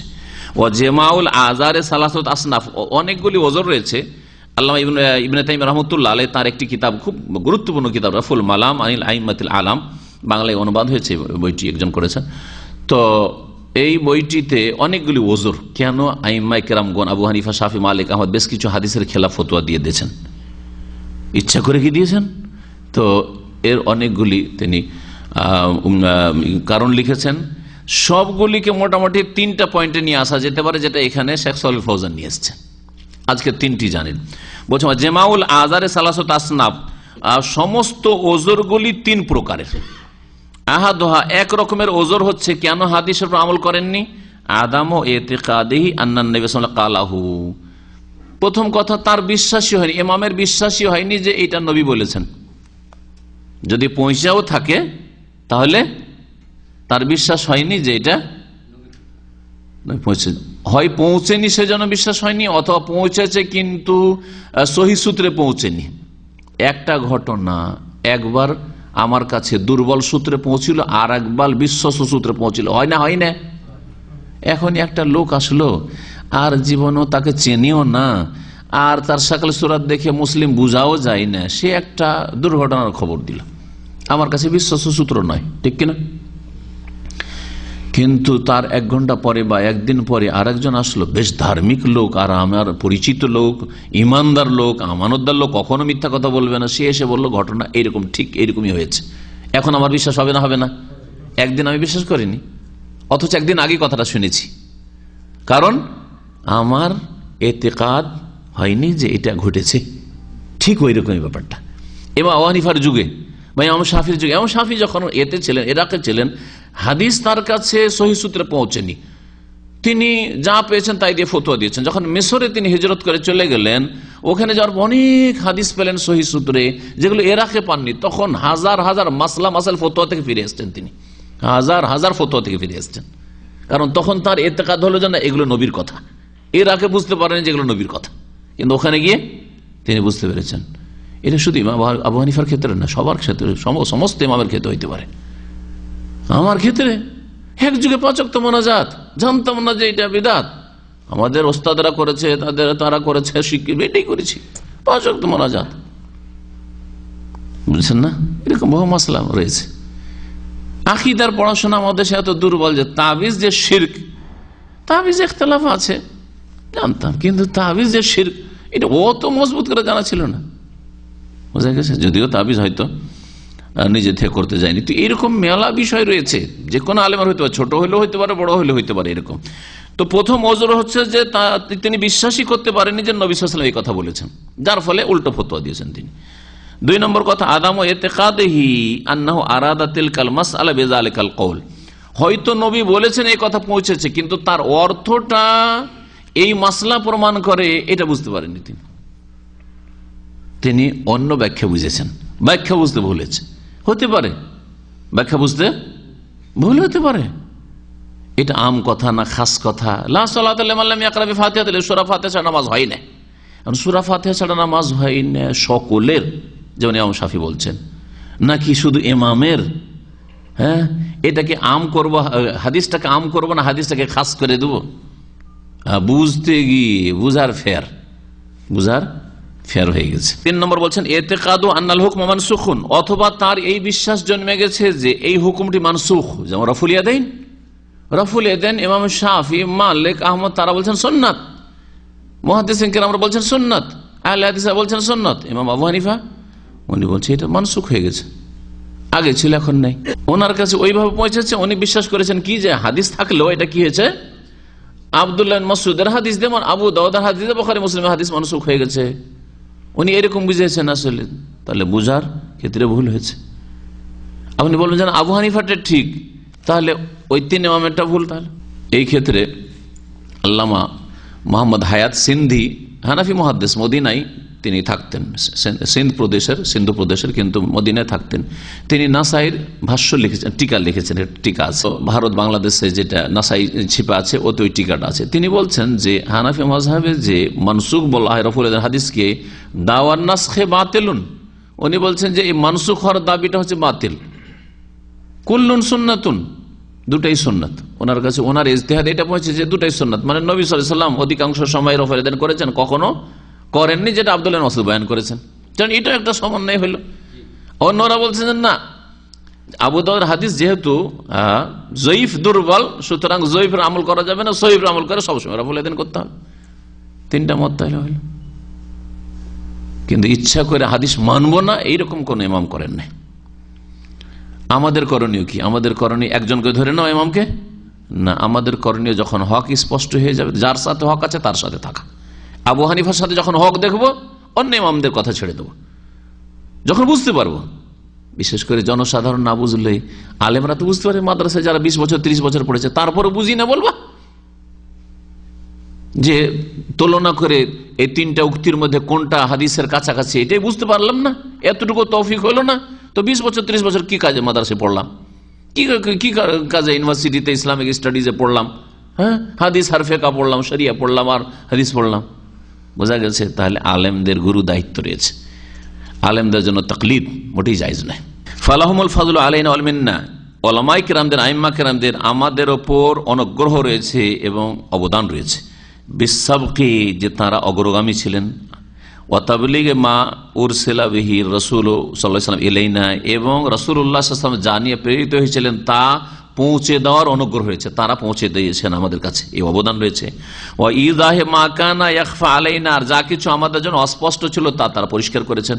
মেলা মাসলা মাসালা আইম্মাদের উক্তি যুক্তি এগুলো যদি না পড়তাম এবং তাদের মতামতগুলি, দলিল, দৃষ্টিকোণগুলি না পড়তাম, তাহলে ফতোয়া মগজে আসতো না। আমাদের জন্য ক্লিয়ার হয়েছে অনেক কথায়, তাদের কথা পড়ে, সকলের কথা পড়ে, একজনের শুধু কথা পড়ে নাই। ফারাদিয়াল্লাহু আনহুম, সুতরাং আল্লাহ যেন তাদের রাজি হয়ে যান, ওয়া আরজাহুম, আল্লাহ যেন তাদেরকে রাজি করে দেন। রব্বানা ইগফির লানা ওয়া লিইখওয়ানিনা আল্লাযিনা সাবাকুনা বিল ঈমান ওয়া লা তাজআল ফি কুলুবিনা গিল্লাল লিল লাযিনা আমানু রব্বানা ইন্নাকা রাউফুর রহিম। আর তরজমা করেছেন এটি দোয়া, এর আগে যেহেতু এই আয়াতটি আজকে শুরুতে এসেছে। ওয়াল হাত্তু মিন কাদরিল উলামাই বিসাবাবি উকুইল খাতাইল ইজতিহাদি মিন বাদি হুয়া মিন তরিকাতিল মুবতাদিয়া, কেউ যদি ওলামায়ে কেরামদের, আইম্মায়ে কেরামদের মানহানি করি, কিসের জন্য? তাদের ইজতিহাদি ভুল হওয়ার কারণে, তাদের কোনো মাসলায় এই মাসলায় এরকম ফতোয়া দিয়েছেন উনি, এরকম যদি কেউ মানহানি করে, তাহলে এটা হচ্ছে মিন তরিকাতিল মুবতাদিয়া, বিদাতীদের পথ, বিদাতীদের আদর্শ, এটা বিদাতীদের চরিত্র, এটা ওয়ামিন মুখাত্তাতাতে আদাইল উম্মাহ, আর মুসলিম উম্মাতের শত্রুদের এটি হচ্ছে প্ল্যানিং, পরিকল্পনা। লিতাশকিক ফি দীনিল ইসলাম, দ্বীনে ইসলামে সন্দেহ সৃষ্টি করার জন্য, সংশয় সৃষ্টি করে দেওয়ার জন্য, যে তোমাদের ইমামরা এরকম ভুল করে রেখেছে। তো ইমামের নামে বিনা প্রমাণে আবার সংযোজন করবে না। অনেকে আবার এরকম করেছে, ইমামের নাম দিয়ে মেলা কিছু লিখেছে, কিন্তু আসলে ইমাম কিছু বলেন। বলে ইকাইল আদাওয়াতে বাইনাল মুসলিমিন, আর মুসলিমদের মাঝে শত্রুতা সৃষ্টি করার জন্য, যাতে করে মযহাবী কোন্দল আর দলীয় গোড়ামি আর দলীয় কলহ বিবাদ বেড়ে আসে না। তাহলে আলহামদুলিল্লাহ, সৌদি আরবের যে পরিবেশ, এখানে সকলেই হানাফি হোক, শাফি হোক, মালিকি, হাম্বলি একই মসজিদে নামাজ পড়ছে না, আলাদা আলাদা মসজিদ আছে। এটা হানাফিদের মসজিদ, এটা শাফি, মালিকি, হাম্বলিদের মসজিদ, কেউ কারো মসজিদে নামাজ পড়বে না, আছে কি? এইরকম অবস্থা থাকতে হবে, কারো সাথে কারো যেন শত্রুতা বিদ্বেষ না থাকে। একই ইমামের পিছনে নামাজ পড়তে, হ্যাঁ, যে কোনো মাযহাবের হোক না কেন, যদি সহি আকীদার হয়, আবার মাযহাবের নাম দিয়ে আবার শিরক বিদআত করছে, সুফিবাদের শিরকিয়াতে আর ফানা আর ওসব হলুলে মেতে আছে, ওগুলো নাই। যে কোনো মাযহাবের ইমাম হোক মসজিদের, তার পিছনে সকলেই নামাজ পড়বে। কিন্তু ভারত, বাংলাদেশ, পাকিস্তানের পরিস্থিতি, প্রত্যেক মাযহাবের আলাদা মসজিদ, কেউ আরে এটা আমাদের মসজিদ না, এটা আহলে হাদিস মসজিদ, না না নামাজ পড়া যাবে না, লা মাযহাবিদের মসজিদ, আরে এটা দেওবন্দির মসজিদ, পড়া যাবে না। কথা বোঝা গেছে? আর এই গোঁড়ামিগুলো সবচেয়ে বেশি, যারা যত বেশি বিদআত করে তাদের মধ্যে তত বেশি রয়েছে। আমাদের সাথে জামে সালফিয়া বানারসে, সৌদি আরবের কথা ছাড়া এখন ওখানকার কথা বলি, আহলে হাদিসের সবচেয়ে বড় প্রতিষ্ঠান জামে সালফিয়া বানারস। হানাফি 2-4-5টা ছেলে ছিল, তাদেরকে কেউ বিরক্ত করতো না, তারা তাদের মতো নাভির নিচে করে নামাজ পড়তো। কেউ কোনোদিন তাদেরকে কখনো তাদেরকে কোন রকম আক্রোশ করে কোনো কথা বলা কিছু না। একে শিখতে দাও, বুঝুক, বোঝার চেষ্টা করুক, জানার চেষ্টা করুক। আলহামদুলিল্লাহ, যার হেদায়েত নসিব হয়েছে, হেদায়েত হয়েছে ধীরে ধীরে। কিন্তু অন্য জায়গায় চলে যান, অন্যদের মাদ্রাসায় চলে যান, আপনার ভাত উঠিয়ে ফেলে দেবে, ওখান থেকে টিকতে দেবেন আপনাকে ওখানে। প্রথম জানতে পারলে অ্যাডমিশনই নেই, জানতে পারলে ভর্তি নেই, যে আপনি অন্য তরিকার কথা বুঝতে পেরেছেন। আর জামে সালাফিয়াতে যদি জানতে পারা যায় যে না, ও হানাফি অথবা শাফি অন্য মযহাবের লোক আছে, চলো ভর্তি হও। ভাটকেলি শাফি এসে লেখাপড়া করতো আমাদের সাথে, আর হানাফিও লেখাপড়া করতো, 2-4-5টা লেখাপড়া করতো। সহজ অ্যাডমিশন, তুমি ইন্টারভিউতে এলাও হইলি হইল। তো দুশ্মনদের, ইসলামের যারা শত্রু, তাদের ষড়যন্ত্র হচ্ছে যে ইসলাম সম্পর্কে সন্দিহান করে দাও, মুসলিমদের মাঝে ঝগড়া বাঁধিয়ে দাও, আলী আজালে ফাসলে খালাফিল উম্মাত আন সালাফিহা, আর মুসলিম উম্মার পরবর্তীকার লোকদেরকে পূর্ববর্তীদের থেকে বিচ্ছিন্ন করা উদ্দেশ্য, যাতে করে ওলামাদের ইহতিরাম না থাকে। আজকাল এক শ্রেণীর লোকেরা হয়েছে এরকম, চরমপন্থী পয়দা হয়েছে, যারা বলছে যে আবার আলেমের উক্তি বলার কি আছে, ইবনে তাইমিয়ার নাম কেন বলবেন, ইবনুল কাইয়িমের নাম কেন বলবেন, কোরআন হাদিসের দলিল পেশ করেন আপনি। আরে দলিলের সাথে তার তাহকিক, তার গবেষণা, আবু হানিফা হোক আর শাফি হোক আর মালিক হোক আর ইবনে তাইমিয়া হোক, পেশ করা যাবে না? এটা হচ্ছে ইবনে বাজের ফতোয়া, না দেওয়া যাবে না। ওকে ওই ইবনে বাজ নিজেই ইবনে বাজ হয়ে বসে আছে, নিজেই নাসরুদ্দিন আলবানী হবে, নিজে ফতোয়া দিতে হবে বলছে। একরকম চরমপন্থী অল্প বিদ্যাওয়ালা কিছু জাহেল বেরিয়েছে, হয় হাফেজ আর না হয় 2-4 হরফ পড়েছে, আরবির শুদ্ধ করে তর্জমা আর অর্থ করতে পারবে না, ব্যাখ্যা করতে পারবে না। তারা এই ধরনের ফতোয়াবাজি করে থাকে যে সরাসরি আমরা তার হাদিস থেকে দলিল পেশ করে ফতোয়া দেব, আর কারো উক্তি নকল করব না, কথাটা ভুল। আবার শুধু উক্তি নকল করে ফতোয়া দেব, এটাও ভুল। এই দুটো আবার দুই দিকে বাঁকা পথ গেছে। কিছু ম্যাগাজিন দেখবেন, এই ফতোয়ার জবাব হচ্ছে এই, কোথায় আছে? ফতোয়া সামিয়াতে আছে, আর ওই দূরে মুখতারে আছে। ওলামাদের উক্তি, হাদিস, আয়াত কিচ্ছু নেই, এটাও ভুল তরিকা। আর একটা তরিকা হচ্ছে আয়াত আর হাদিস, ইবনে বাজর নাম বলতে পারবেন না আপনি, আর ইবনে ওসাইমিনের ফতোয়ার রেফারেন্স দিতে পারবেন না, আর আলবানিরও ফতোয়ার হাওয়ালা দিতে পারবেন, ইবনে তাইমিয়ার কথা বলতে পারবেন, আবু হানিফা, শাফি, মালিক, আহমদ কারো নাম বলতে পারবেন না, এটাও ভুল। এই দুই ভুলের মাঝখানে হচ্ছে হক। ভালো করে শুনে রাখেন এই বিষয়ে। তাহলে তরিকা কি? প্রথম আয়াত থাকলে আয়াত পেশ করুন, তারপরে হাদিস পেশ করুন, আর আয়াত না থাকলে হাদিস থেকে শুরু করুন। হাদিস পেশ করার পরে সাহাবায়ে কেরামের উক্তি থাকে যদি এই ফতোয়ায়, তাহলে তা উল্লেখ করুন। তারপর তাবেঈনদের কোনো উক্তি থাকলে, বক্তব্য থাকলে পেশ করুন। তারপরে আইম্মায়ে কেরাম আবু হানিফা, শাফি, মালিক, আহমদ পেশ করুন, ইবনে তাইমিয়া পেশ করুন, ইবনুল কাইয়িম পেশ করুন, আর তারপরে ইবনে বাজ, নাসরুদ্দিন আলবানী, তারা যেহেতু আগের এলিম গেলে তাদের কাছে এসছে, তারা এই বিষয়ে বা নতুন নতুন কিছু সমস্যা এসছে, যেগুলি তখন সমস্যা ছিল, আবু হানিফার যুগে এই সমস্যা ছিল না, শাফি, মালিক, আহমদের যুগে ছিল না, কিন্তু এই যুগের সমস্যা, সুতরাং সেই সমাধান কি বলেছেন তাদের কথা অবশ্যই উল্লেখ করা জরুরি। ওয়াবাসুল ফুরকাত বাইনা শাবাব ওয়াল উলামা, আর ইসলামের শত্রুরা চাই যে যুবক আর ওলামাদের মাঝে বিচ্ছিন্নতা সৃষ্টি হয়ে যাক, কেউ কারোর সাথে সম্পর্ক না থাকে। আজকাল এই জঙ্গি টাইপের লোকেরা এরকম, আলেমের কোনো শ্রদ্ধা নেই তাদের কাছে, সামান্যতম শ্রদ্ধা নেই তাদের। এটা ইসলামের শত্রু যারা, তাদের একটা ষড়যন্ত্র, যা আপোষে লড়িয়ে দেওয়া। কামা হুয়াল ওয়াকি আলাম, যেটা হচ্ছে বাস্তব অবস্থা এখন। শেখও বলছেন সালেহুল ফওজান, ফালিয়াতানাব্বাহ লিযালিকা, এর জন্য সজাগ হওয়া উচিত, সচেতন হওয়া উচিত। ফালিয়াতানাব্বাহ লিযালিকা বাযু তালাবাতিল মুবতাদিন, প্রাথমিক পর্যায়ের কিছু ইসলামের ছাত্ররা রয়েছে, তারা যেন এই ক্ষেত্রে একটু সজাগ সচেতন হয়। তারা এই রকমের ভুল ভ্রান্তি করে থাকে। আল্লাযিনা ইয়াহুত্তুনা মিন কাদারিল ফুকাহা, আল্লাযিনা ইয়াহুত্তুনা মিন কাদরিল ফুকাহা, যারা ফুকাহায়ে কেরামদের মর্যাদা হানি করে থাকে। ওমিন কাদরিল ফিকহিল ইসলামী, ইসলামী ফিকহের মর্যাদা হানি করে থাকে। ইসলামী ফিকহ তার ভিত্তি হবে কোরআন সুন্নাহর উপর, কোরআন সুন্নাহর বিপরীত নয়, এটা হচ্ছে ইসলামী ফিকহ। ফুকাহায়ে কেরাম, ফুকাহায়ে কেরাম মানে একজন ফাকি নাই, ভুলটা ওখানে হয়েছে। ফোকাহা বলতে একজন ফাকিকে ধরেছেন না, সমস্ত ফাকিকে সামনে রেখে আপনি সিদ্ধান্ত দেওয়ার মতো যোগ্যতা থাকলে সিদ্ধান্ত দেবে। ওয়াজাহিদুনা ফি দিরাসাতিহি, এবং এগুলি পড়ার ক্ষেত্রে মানুষকে বিমুখ করার চেষ্টা করে থাকে। ওয়াল ইনতিফাই বিমা ফিহি মিন হাক্কিন ওয়া সওয়াব, আর এই সব ফিকহের কিতাবে যে সব সত্য হক কথা রয়েছে এবং সঠিক কথা রয়েছে সেগুলি তো উপকৃত হইতেও নিষেধ করে, টোটালি নিষেধ, ভুল কথা। অবশ্যই উপকৃত হইতে হবে, কিন্তু অন্ধভাবে মানতে হবে না, অন্ধভাবে ওহী মানতে হবে, অন্ধভাবে ওহী মানতে হবে, কোরআন এবং হাদিসের কথা মানতে হবে। ফালিয়াতাযু বিফিকহিম, তাদের ফিকহের দ্বারা তাদেরকে গর্বিত হওয়া উচিত, যা আমাদের আইম্মায়ে কেরামরা তাদের ফিকহ, তাদের জ্ঞান, গর্ব, আলোচনা বা লিখনি ছেড়ে গেছেন। ওয়ালিয়াহতারিম উলামাআহুম, তারা যেন উলামায়ে কেরামদের শ্রদ্ধা সম্মান করে। ওয়ালা ইয়ানখাদিউ বিদআয়াতিল মুদাল্লিলাত ওয়াল মুগরিযা আল্লাহুল মুওয়াফিক, আর তারা যেন প্রতারিত না হয় এই বিভ্রান্তিকর আর যেগুলি দুনিয়ার স্বার্থে যেসব প্রোপাগান্ডা হয়েছে, অপপ্রচার হয়েছে, সেগুলিতে যেন তারা ধোঁকা না খেয়ে যায় বা প্রতারিত না হয়। আল্লাহুল মুওয়াফিক, আল্লাহ তৌফিক দাতা। আল্লাহ পাক রব্বুল আলামিন যেন আমাদেরকে কোরআন ও হাদিস বুঝার তৌফিক দান করেন এবং সাহাবায়ে কেরাম, তাবেঈন, তাবা তাবেঈন, আইম্মায়ে কেরাম, ফুকাহা, মুহাদ্দিসিন তাদের তরিকায় চলার যেন তৌফিক দান করেন। আল্লাহ পাক রব্বুল আলামিন সমস্ত রকমের ডানে বামে যেসব ভ্রষ্টতা রয়েছে, গুমরাহি রয়েছে, সেগুলি থেকে বেঁচে থাকার তৌফিক দান করেন। আল্লাহ পাক রব্বুল দুনিয়াতে ও জান্নাতে রাস্তায় রাখেন, আর আল্লাহ পাক আখিরাতে জান্নাতে পৌঁছার তৌফিক দান করেন। ও সাল্লাল্লাহু আলা নবিয়িনা মুহাম্মদ ওয়া আলা আলিহি ওয়া সাহবিহি আজমাইন। এক কথা, ইলেকশন যে কোনো ইলেকশনই হোক না কেন, ইলেকশনে ভোট দেওয়া যাবে কিনা? ইলেকশনে ভোট দেওয়া যেতে পারে, তবে পার্টি করা যাবে না, গণতান্ত্রিক পার্টি করা যাবে না। এটা হচ্ছে আমার ব্যক্তিগত মত। এই ক্ষেত্রে একদল ওলামা কট্টরপন্থী আরো শক্ত, ওরা বলছে যে না, ভোটও দেওয়া যাবে না, ভোট বয়কট করতে হবে। ভারত, বাংলাদেশ, পাকিস্তানে একদল এরকম আছে আলেম, কিন্তু এতে দেখা যাচ্ছে যে ভোট বয়কট করলে বাতিলপন্থী যারা পাপিষ্ট তারা আরো আগে বেড়ে যাবে এবং অন্যায় আরো বেড়ে যাবে, অসৎ লোকরা আরো বেশি নেতৃত্বে চলে যাবে, যার ফলে ভালো মানুষরা ভোট বয়কট করে লাভ করতে পারবে না।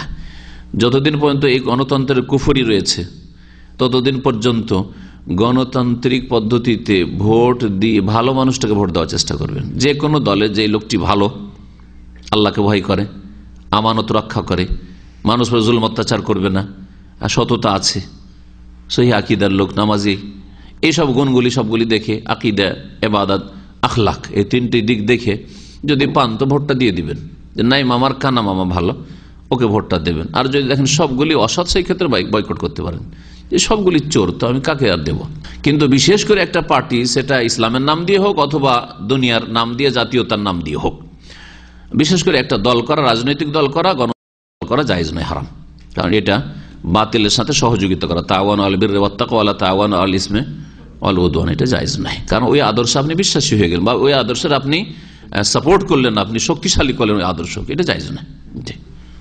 কোন বছরে হয়তো এই দলের একটা ভালো মানুষ পেলাম, বা কোন এলাকায় আপনি আপনার এলাকায় একটা আপনার এই দলে ভালো মানুষ পেয়েছেন, ওকে ভোট দিলেন। আমি আমার এলাকাতে আরেকটা ভালো মানুষ পেলাম অন্য দলের, তাকে ভোট দিলাম। আপনার সাথে আমার কোনো বিরোধ নেই।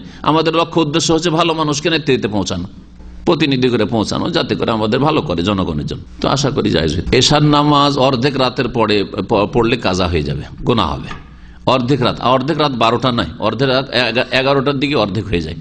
সন্ধ্যা 5টা থেকে ফজর 5টা, এখন দাম্মামে 5টা থেকে 5টা, মাগরিব হচ্ছে 5টায় মোটামুটি, আর ফজর হচ্ছে 5টায়। তাহলে 5টা থেকে 5টা 12 ঘন্টা, 12 ঘন্টাতে তাহলে কত হয়? 6 5 11, 11টায় অর্ধেক রাত হয়ে যায়। রাত 11টায় অর্ধেক রাত, 11টার পরে কেউ যদি এশার নামাজ পড়ে তাহলে সে গুনাহগার হবে, নামাজের টাইম চলে গেছে।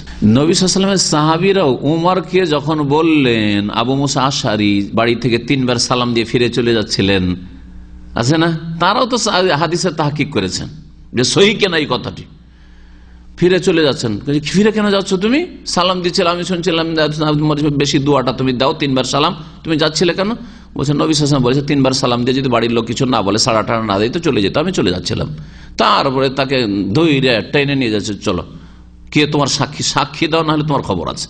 তাহলে বোঝা গেল যে সাহাবীরাও কি করেছেন, হাদিসের তাহকিক করেছেন, আসলে কি এটা রসুলের আদর্শ নাকি এটা তোমার মন গড়া কথা। তো সাহাবে কেন্দ্রের যুগ থেকে হাদিসের সহিহ জয়ীফ, যে তোমার কথাটা বিশুদ্ধ কি বিশুদ্ধ নয়, এই তদন্ত শুরু হয়েছে। কিন্তু সাহাবারা সবাই আমানতদার ছিলেন, এই জন্য সাহাবিদের সহিহ জয়ীফ কেউ নাই, সকলেই বিশ্বস্ত। তাবেঈনদের যুগ থেকে শুরু হয়েছে অল্প স্বল্প জয়ীফ, সুতরাং তখনকার যুগে আরো শক্ত হয়ে গেছে। যেমন ইবনে সিরিন বলেছেন, মুসলিমের ভূমিকাতে আছে, সহিহ মুসলিমের ভূমিকাতে রয়েছে যে সাহাবীরা কানুল লা ইয়াসআলুনা আনিল ইসনাদ, সনদ সম্পর্কে সহিহ না জয়ীফ জিজ্ঞেস করতেন না।